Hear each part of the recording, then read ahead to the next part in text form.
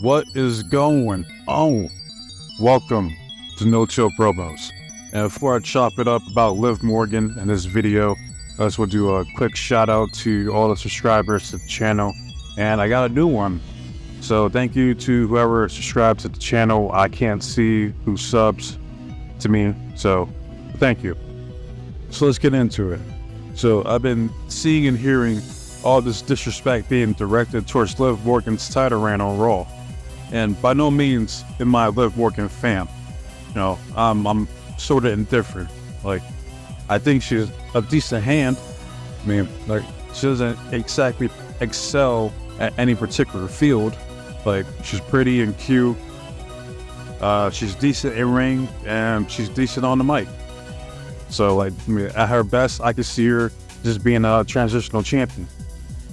But you got people out here talking about how, oh, I'm already bored with Liv Morgan as champion. I'm like, were you the same dipshit crying about Becky Lynch winning when you wanted Liv to win? But now that Liv wins it, you're bored of it already? But you're not bored when it comes to Cody Rhodes being champion. And that's that bullshit that pisses me off with the favoritism that I see online. And like, oh, Cody, well, he just got the belts. Hey, just give him time to cook, okay? I mean, but this motherfucker had the belt since April, and we're in June. He hasn't done shit. Except for no-sell AJ's moves, beat him in the fucking match. No-sell Logan Paul's moves, beat him in the fucking match. Make a few appearances on SmackDown and cut a shitty fucking promo. Then have a piss-poor rendition of Mark Henry's retirement with AJ Styles on SmackDown. And you gotta be a complete fucking idiot to believe that AJ Styles is gonna retire. Because they could have pulled it off. It's just the execution was poor. Alright? But what should have happened was AJ should never change his theme song. Alright? I'm sure he could have the match at Backlash, but he should have took some time off. Alright? Then he comes back, and then he does it. Alright? That would have been more believable.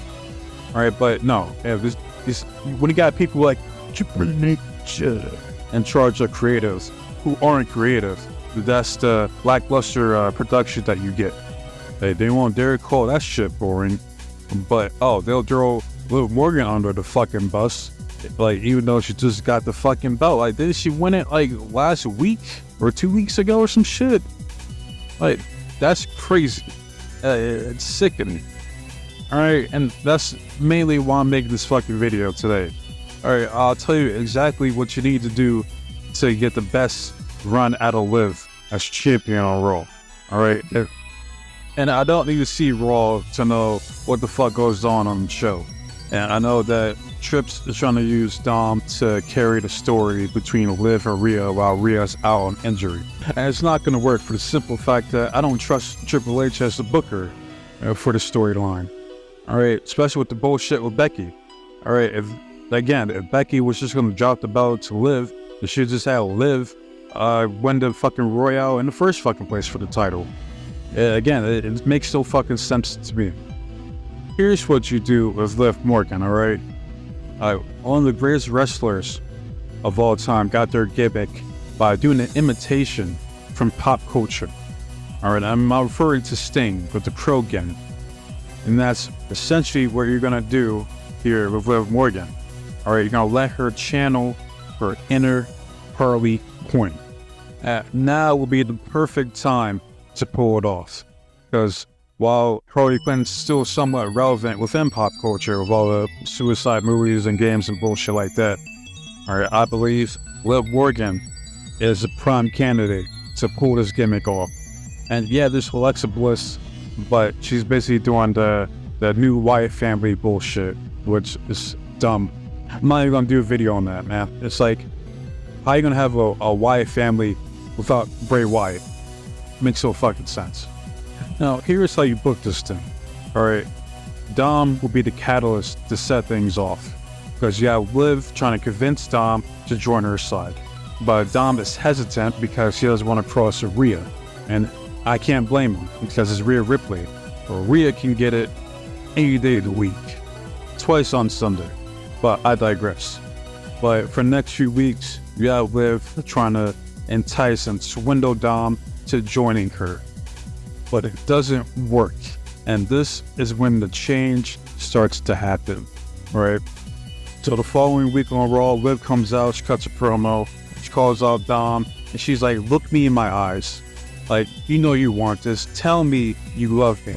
And Dom's like, no. Like, I don't.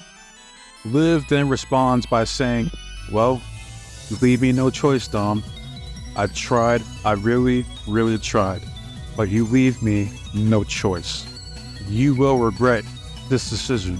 And then Dom's looking at her like, what that mean? You know, what the hell you mean by that? Where you going? All right, she leaves the ring. And then later on that night, we see Dominic lay the fuck out. But the main takeaway from this segment is how there's a Harley Quinn-esque baseball bat right next to him, implying that someone took a baseball bat and went upside Dom's head. And you got Michael Cole freaking out like, oh my God, whose bat is that? Like, do you know, Pat? And Pat's like, I don't know. I'm over here too busy apologizing for my comments and acting like a bitch.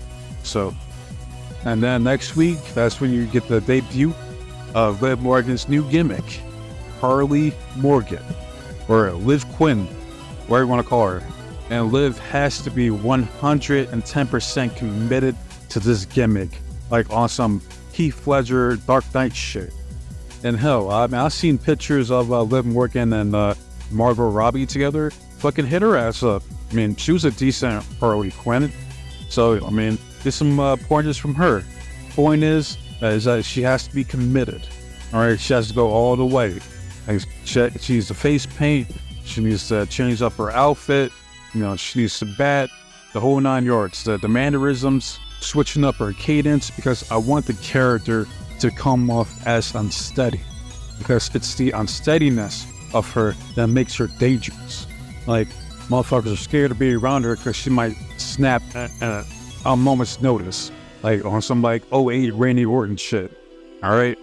And you could book it to where you have Liv just week after week relentlessly troll Dom, making this man's life a living hell, to the point to where Dom submits. He gives up. He's like, I can't do this shit anymore. All right, I give up. You win. All right, I join you. All right, and Liv will be like, took you long enough. All right, and then she moves on, like it was nothing. Like her actions for the past few weeks meant nothing to her. All right, and you have the crowd that once booed the shit out of ex-con Dom now feeling sorry for this dude.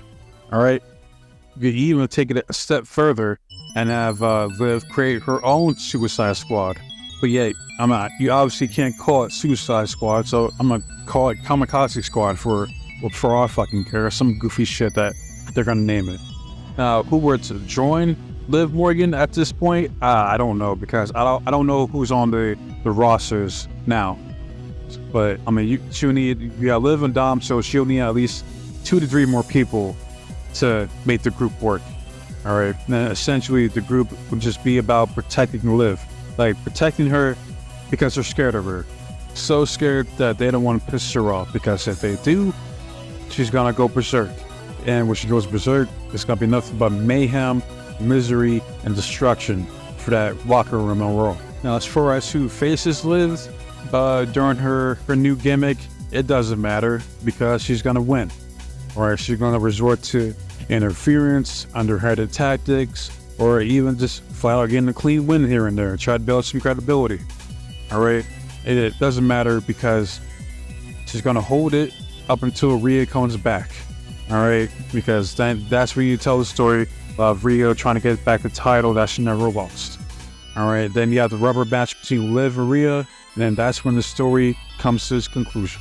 They booked this correctly.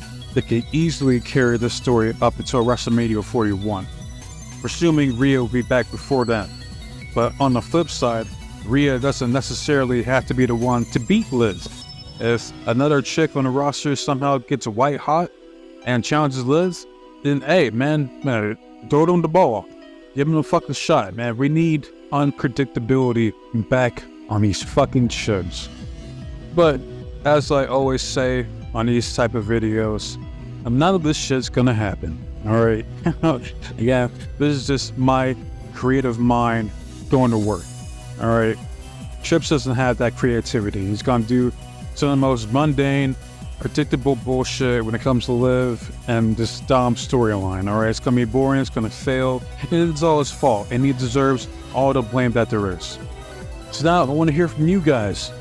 How do you guys feel about my sales pitch for this Harley Quinn character for Liv Morgan?